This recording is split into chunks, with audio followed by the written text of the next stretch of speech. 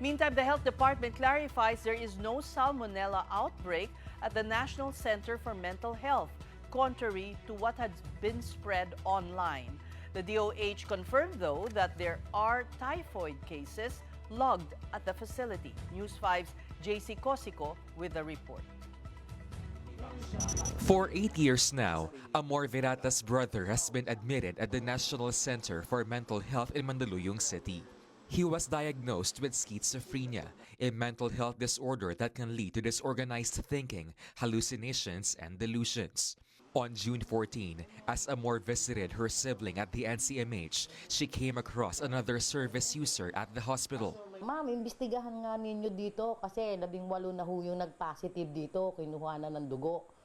Salmonella ho, nakukuha yun sa pagkain kasi yung mga baboy ho ritong hinahain sa amin, mga berde-berde na, botya yata yan, hindi yata na-i-inspect ng National Meat Authority. Amor couldn't help but worry about her brother's safety.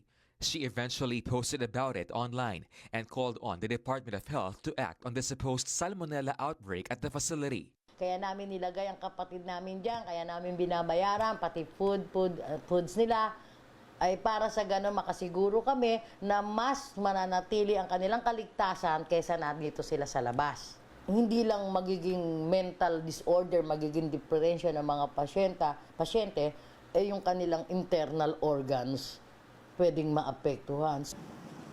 For its part, the DOH clarified there is no salmonella outbreak at the NCMH. However, it confirmed that there are 280 cases of typhoid, a life-threatening infection caused by Salmonella typhi bacteria at the facility. Of that number, 216 have already recovered.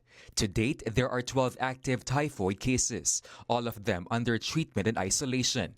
Ang sitwasyon po ay isang typhoid health event. Ang definition po kasi ng outbreak sa medisina ay kung ito po ay hindi natin kayang respondihan at kung ito ay kakaiba. Kaya po natin sinasabi na hindi ito outbreak sa ngayon. Nakikitaan natin ang mga numero na narespondihan naman po natin. Typhoid is usually spread through contaminated food and water. Symptoms include fever, headache, stomach pain, loss of appetite, and diarrhea or constipation. Person-to-person transmission is seen as the reason for the spike in typhoid cases at the NCMH. The DOH says the increase was observed after a typhoid-positive service user was admitted in one of NCMH's pavilions. Kaya kami confident na ito ay person-to-person transmission as opposed to food-person transmission dahil nung lilipat yung pasyente na yun to another pavilion, yung kabilang pavilion na pinaglipatan ay dumami rin yung kaso. Huwag po natin kalimutan, ang service users ng National Center for Mental Health, iba-iba po ang kanilang mental state at ang kanilang ability to process. Maaaring hindi ganoon ka linaw yung kanyang para pang mga behaviors, mga kilos na para sa personal hygiene. Doon nagsisimula yung maaaring paghawa.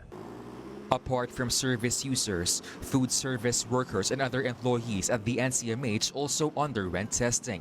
Hygiene and safety measures are also being intensified to avoid further spread of the disease. For News 5, JC Cosico, we are One News.